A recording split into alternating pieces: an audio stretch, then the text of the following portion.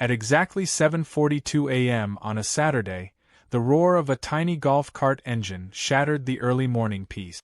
I stood frozen at the window, coffee cup trembling in my hand, as the front wheels of Karen's hot pink golf cart chewed straight through the center of my prized tulip bed.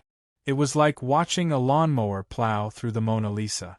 I stumbled outside, still in my slippers, yelling her name over the whir of the engine, but she didn't even flinch. She sped off toward her house, leaving deep muddy tracks behind her like scars across my garden's face. That was the moment I realized, this wasn't an accident. Karen had claimed my private garden as her personal shortcut, and if I didn't stop her now, she would destroy everything I had spent years nurturing. I hadn't declared war that morning, but Karen had just fired the first shot, and she had no idea the storm she was about to unleash. It all started innocently enough, months earlier, when I bought the lot next to my home and expanded my backyard into a dream garden. Raised flower beds, a winding cobblestone path, a koi pond with a small wooden bridge. This place was my sanctuary. The only thing missing was a fence at the far side where a service path used to connect to the next street over. I hadn't bothered fencing it yet, assuming the garden itself would be enough of a deterrent. Big mistake. Because while most neighbors admired the transformation, one neighbor, Karen, saw an opportunity. Karen had lived 3 houses down for almost a decade. She was infamous for her loud arguments, her endless HOA complaints, and her constant belief that the entire neighborhood revolved around her need. Her latest obsession was her shiny pink golf cart, which she used to zip around the neighborhood, usually with a Bluetooth speaker blaring 80s rock music. Apparently, the normal roads weren't good enough anymore. She needed a shortcut, and she had decided my garden would be it. The first time I saw the tire tracks, I was baffled. It had rained the night before, and muddy ruts carved through the flower beds like the trail of a drunken alligator. I patched up the damage, chalking it up to a kid on a bike or maybe a deer. But the next morning, there were fresh tracks again. I set up a simple wildlife cam behind the pond, expecting to catch a raccoon. Instead, I captured Karen, pink cart, blaring music, sunglasses on, cutting through like she was on her private country club course. She even honked as she drove past the camera. At first, I thought it had to be a mistake. Maybe she didn't realize it was private property. So the next morning, armed with a hopeful smile, I intercepted her just as she zipped through again. I waved my arms and stepped into her path. She skidded to a halt inches from my shins, sunglasses flashing in the sun. "Karen," I said as calmly as I could manage, "this is my private garden. Could you please not drive through here?"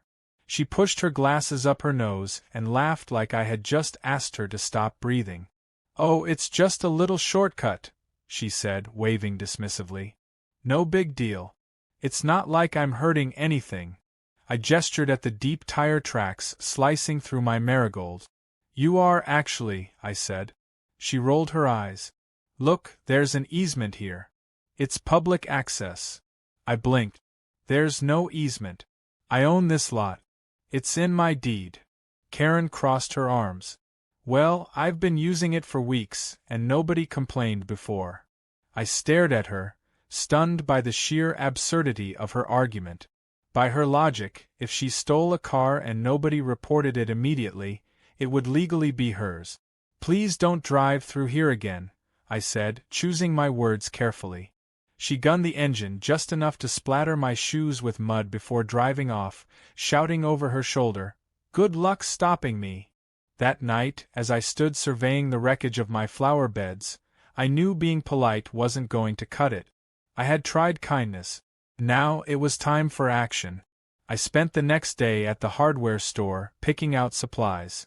Sturdy lattice panels, concrete bases, and a new security camera system. By the time the sun set, the materials were stacked by the side of the house. My plan wasn't just to stop Karen. It was to trap her so thoroughly that the entire neighborhood would see what kind of person she really was. But I didn't just want revenge. I wanted it to be beautiful.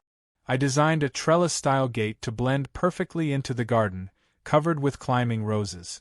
To the casual observer, it would look like an artistic flourish. Only Karen, and my security camera, would know it was actually a blockade. As I installed the gate over the weekend, curious neighbors wandered over. Most of them thought the gate was lovely. A few chuckled knowingly when I explained its true purpose. Turned out, Karen had annoyed a lot more people than just me. "You're doing God's work," Mrs. Jensen from 2 doors down whispered, handing me a cold lemonade. By Monday morning, the gate was complete. As I watered the newly repaired flower beds, I heard the familiar whine of Karen's golf cart engine. I didn't even have to turn around to know what was coming. There was a screech of brakes, a sputtered curse, and the unmistakable thud of Karen ramming her bumper against the gate. I turned slowly, my heart hammering with glee. Karen was sitting in her pink cart, red-faced and fuming. She threw the cart into reverse, spun it around, and peeled off back toward her house, tires squealing like an angry toddler denied candy. I laughed harder than I had in months. But I knew Karen.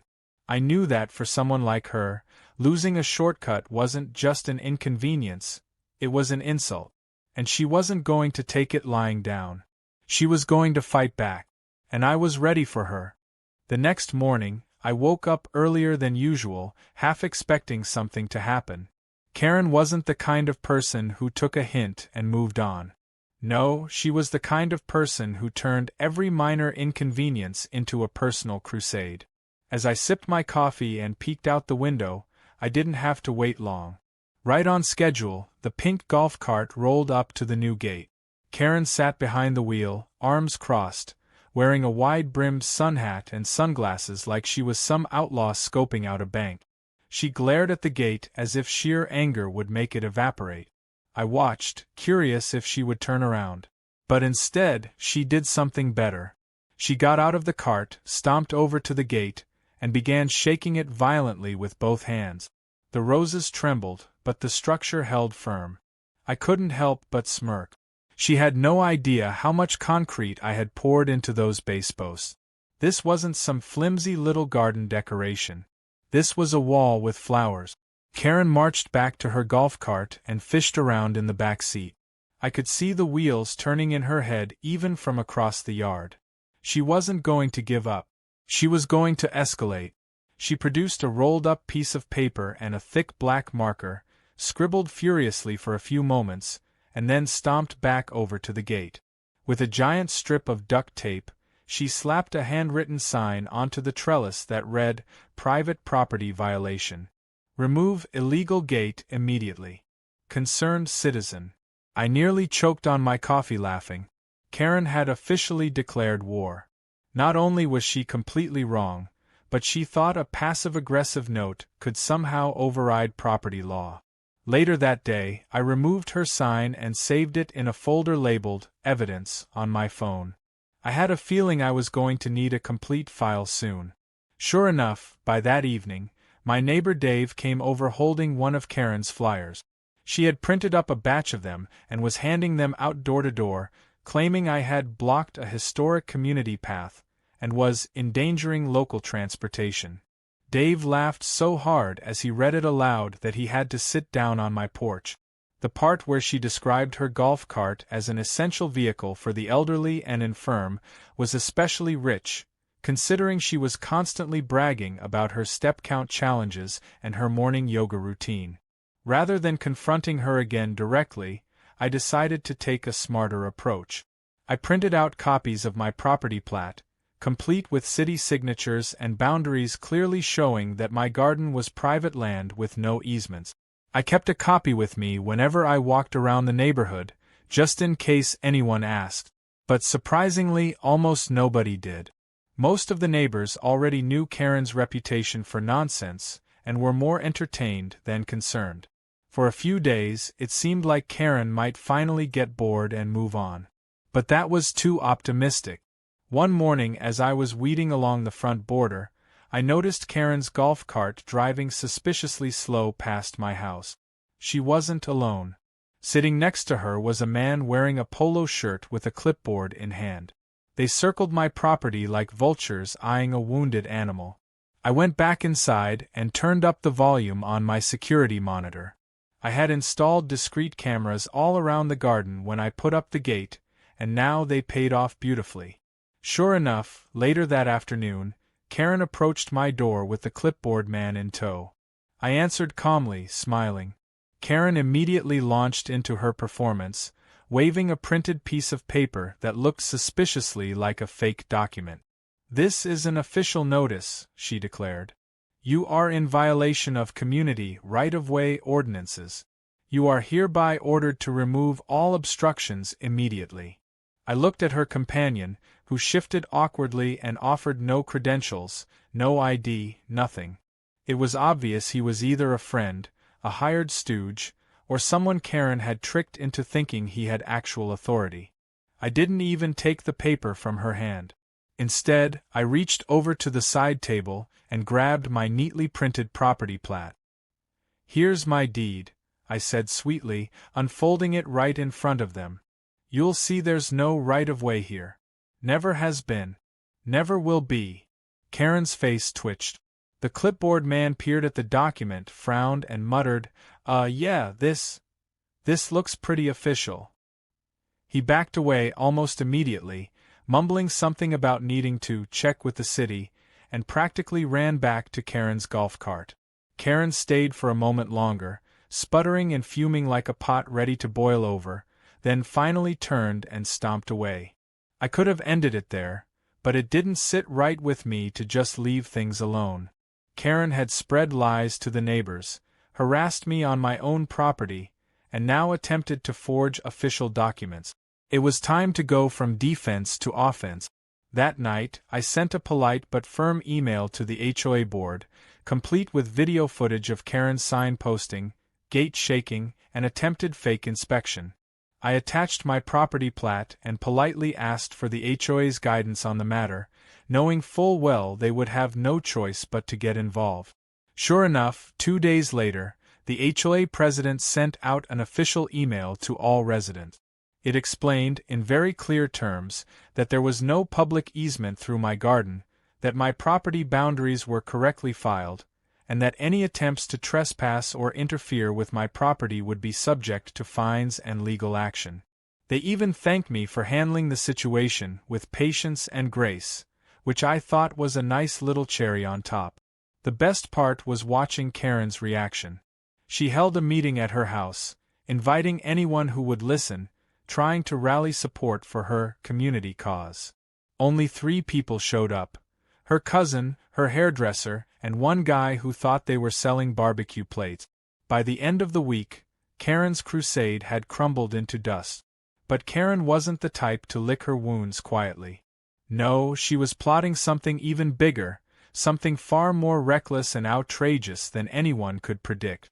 As I sat on my porch one evening, sipping iced tea and enjoying the peace of my newly fortified garden, I couldn't shake the feeling that the real storm hadn't even hit yet. Karen wasn't beaten. She was regrouping. And the next move she made would cross a line no one in the neighborhood would ever forget. It started just before sunrise. I was jolted awake by the unmistakable metallic clanging of something heavy against something solid. Disoriented and still half asleep, I rushed to the window and peered out into the soft gray morning light.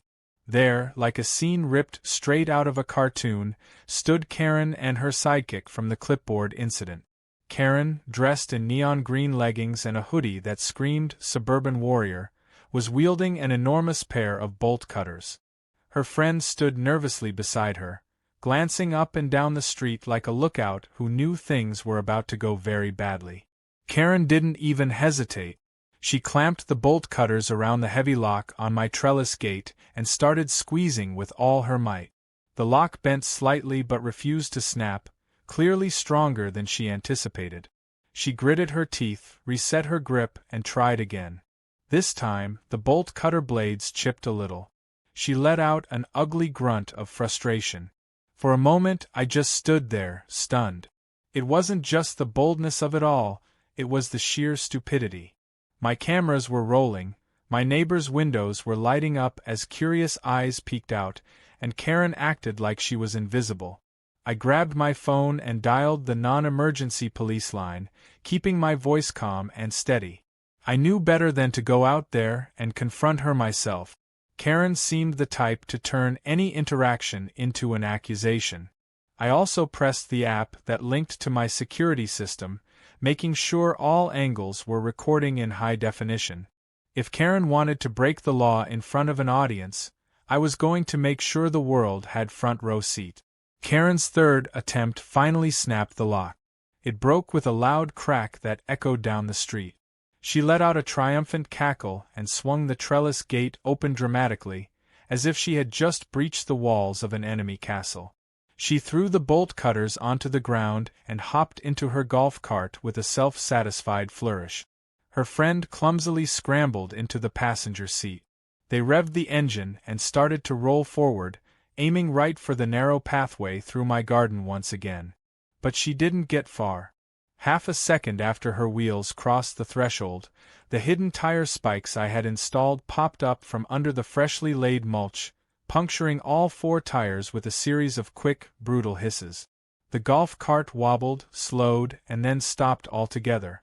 Karen slammed the steering wheel and screamed a string of curses so loud I could hear them through my closed windows.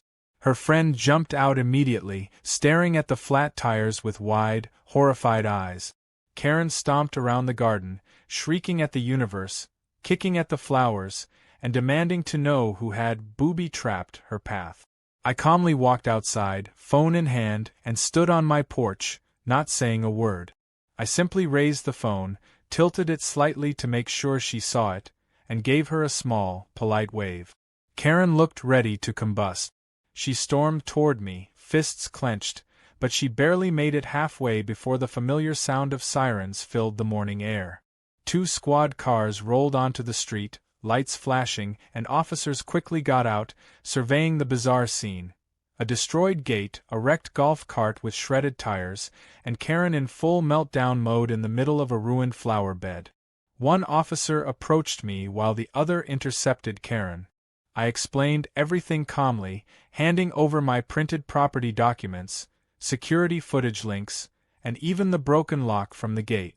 Karen, meanwhile, was trying every defense in the book. She was rescuing trapped pets, she was following a public trail, she thought someone was hurt inside my house. Every story contradicted the last, and none of them matched the footage on my security cameras.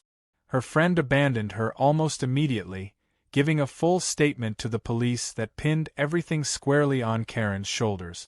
After about 20 minutes of discussion, the officers issued Karen a citation for criminal trespass, vandalism, and destruction of private property. They didn't arrest her, but they made it clear that if she so much as stepped onto my lawn again without permission, she would be spending the night in jail. Karen's face, already red from exertion and rage, turned a fascinating shade of purple. She screamed about injustice, favoritism, conspiracy theories about me and the HOA, and how she would have her revenge on everyone. None of it mattered. The officers told her to call a tow truck for her golf cart and leave immediately. Watching Karen push her dead golf cart down the street, huffing and puffing while muttering threats under her breath, was the single most satisfying sight of my life. Neighbors came out one by one, pretending to water their plants or check their mail, but really just soaking in the spectacle. Mrs. Jensen from 2 doors down actually brought out a folding chair and a bag of popcorn. She caught my eye and winked. Over the next few days, word spread like wildfire. Karen's humiliation wasn't just neighborhood gossip, it was legend. People retold the story with more flair each time, some claiming Karen had tried to joust the gate with a broomstick, others insisting she had worn a knight's helmet. The truth was already outrageous enough without any embellishment. Karen, for her part, stayed mostly indoors, only venturing out at odd hours. When she did, she shot glares like daggers at anyone who so much as smiled in her direction. I thought, perhaps naively, that after the public embarrassment, the fines, and the ruined golf cart, Karen might finally retreat into whatever dark hole of entitlement she had crawled out of. But I underestimated her capacity for pettiness. Deep down, Karen wasn't satisfied with personal revenge. No, she wanted something grander.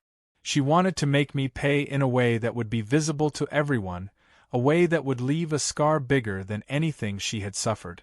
As I repaired my garden gate once again, this time replacing it with an even sturdier, wrought iron archway with a locking mechanism straight out of a bank vault, I couldn't shake the feeling of unease. Karen was quiet now. Too quiet. And if there was one thing I had learned about her, it was that her silence was never a surrender. It was a warning, a gathering storm before the next explosion. And this time, it wasn't just going to be about broken flowers or flattened grass. Karen was planning something far worse. Something that would drag not just me, but the entire neighborhood into her ridiculous, petty war. It started on a Monday when I noticed a strange smell wafting through the air. At first, I thought maybe it was just the garbage truck making its rounds, but the stench only grew worse by the hour. By noon, it was unbearable. I walked outside, covering my nose, and immediately saw the source. Someone had dumped multiple giant bags of manure right in front of my garden gate. Flies buzzed thickly around the piles, and the sun's heat only intensified the smell. I didn't need to guess who had done it.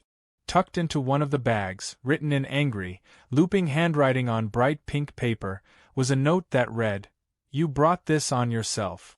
No signature, of course, but Karen's fingerprints were all over it, figuratively if not literally. I took pictures of everything, making sure to capture the note as well as the bags themselves, then calmly called the police.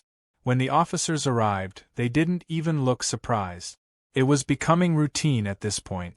I showed them the security footage again, and though Karen had worn a hoodie and sunglasses, her distinctive golf cart, yes, repaired but now with 4 mismatched tires, was clearly visible in the background as she made her cowardly delivery before dawn. The officers shook their heads, issued me a case number, and promised to add the incident to her growing file.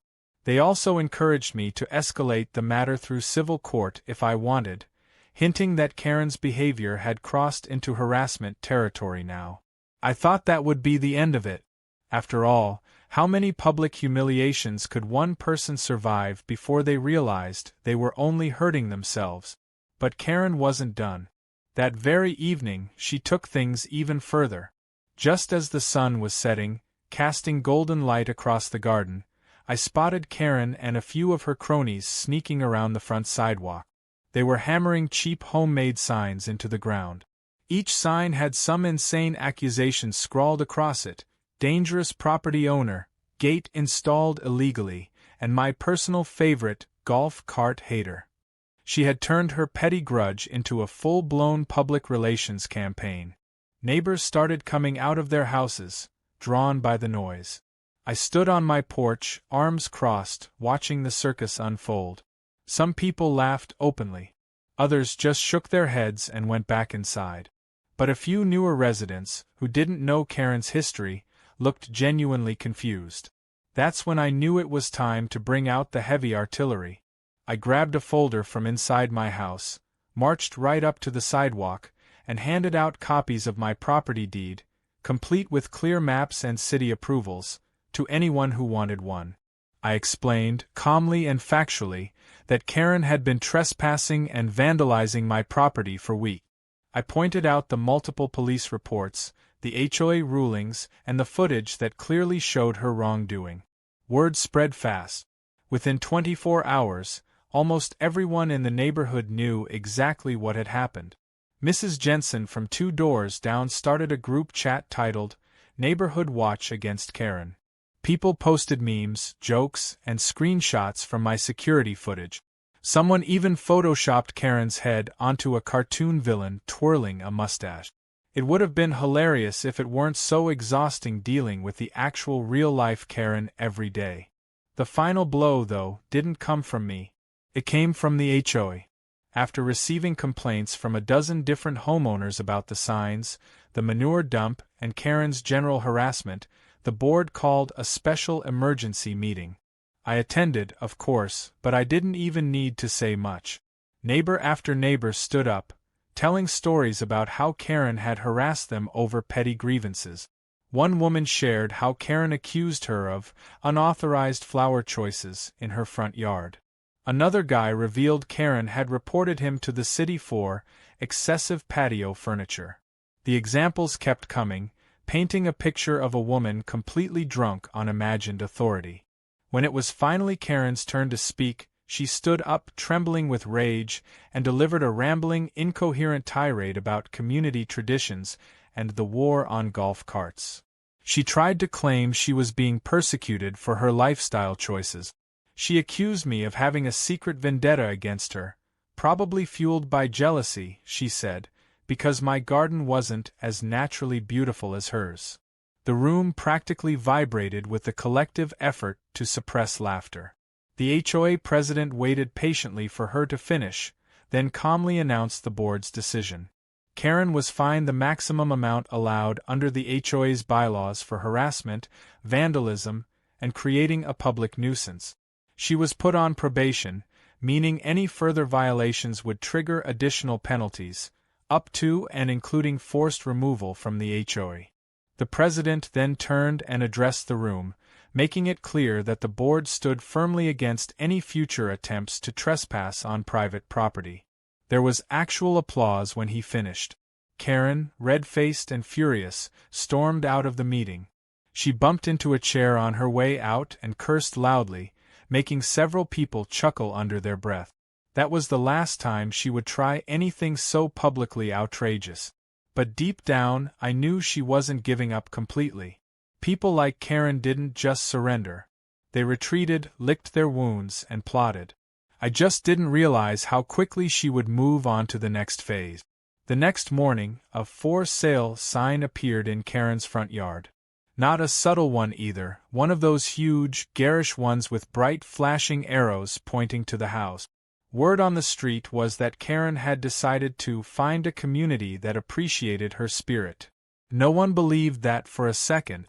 It was obvious the combination of fines, police attention, and neighborhood mockery had finally driven her out.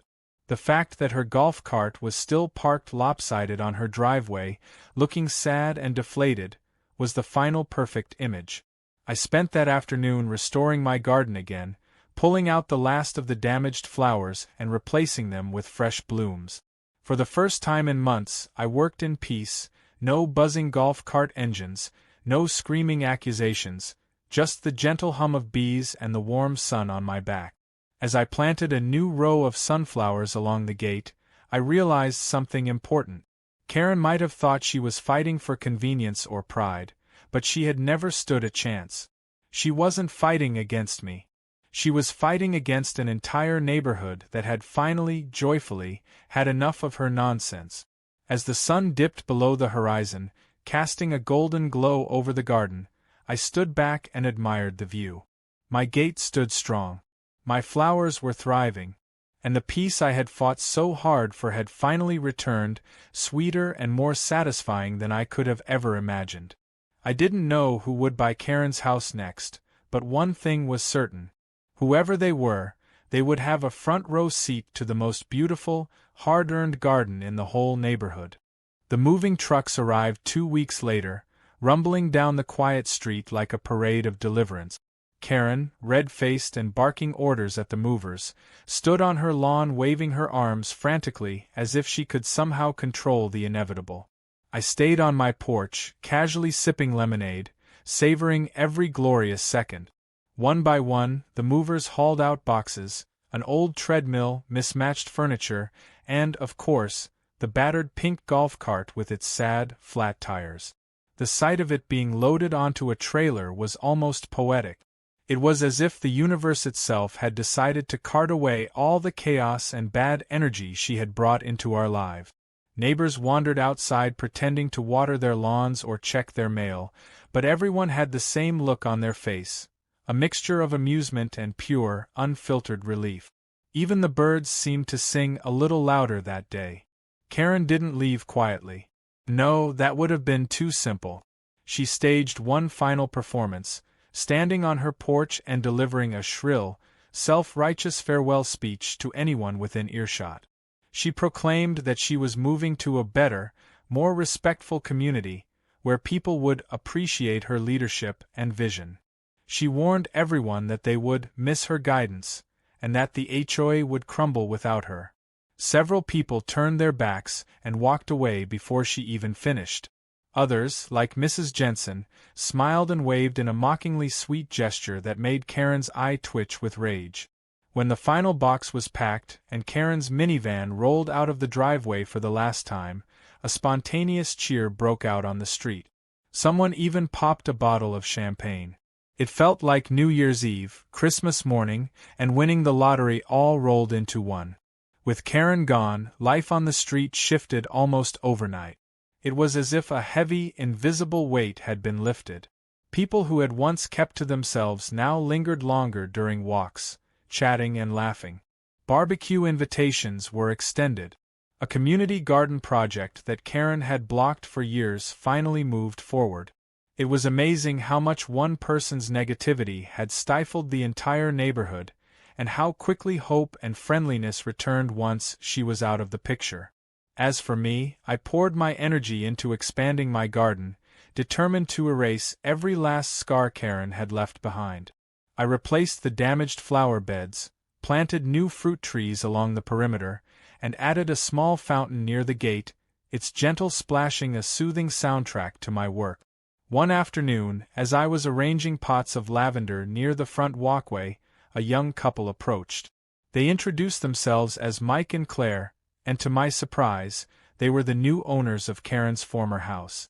They had bright smiles, friendly handshakes, and a golden retriever puppy that immediately tried to dig a hole in one of my flower bed. I laughed and knelt down to scratch the puppy's ears while Mike and Claire explained that they had moved from a nearby city, looking for a quieter, friendlier place to start a family. They mentioned they loved the street's charm, and, of course, the beautiful gardens they had seen on their first tour.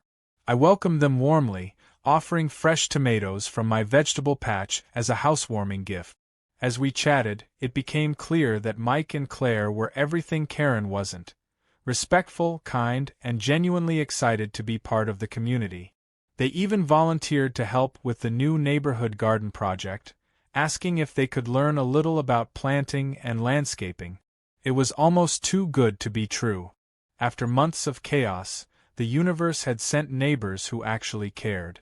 One evening, about a month after Karen's departure, I decided to throw a small garden party to celebrate the neighborhood's new beginning. I set up tables under the archway at the front of my garden, strung up fairy lights, and prepared trays of homegrown produce, lemonade, and simple finger foods. Mike and Claire offered to bring desserts, and Mrs. Jensen baked her famous pecan pie. The entire street was invited, and to my amazement, nearly everyone showed up.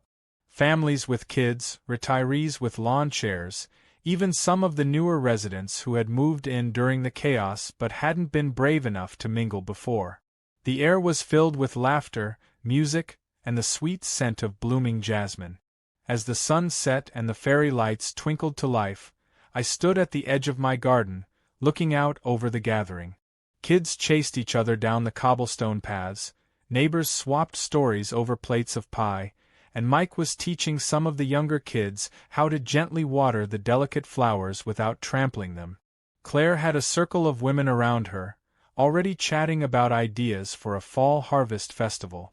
It felt like a scene from a movie, the kind of perfect moment you dream about but rarely get to experience in real life.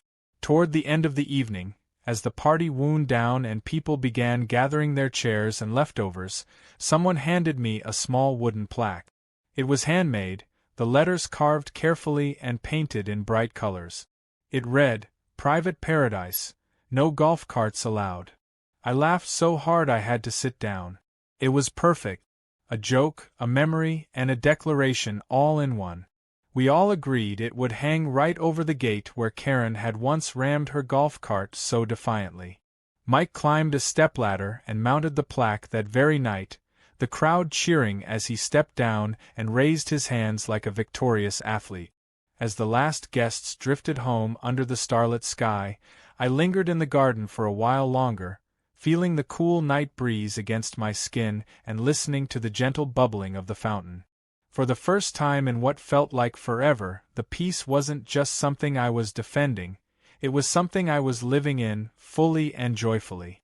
The battle with Karen had been exhausting, ridiculous, and sometimes infuriating, but it had also forged a stronger, kinder community. It had reminded all of us what we valued, and what we were willing to stand up for.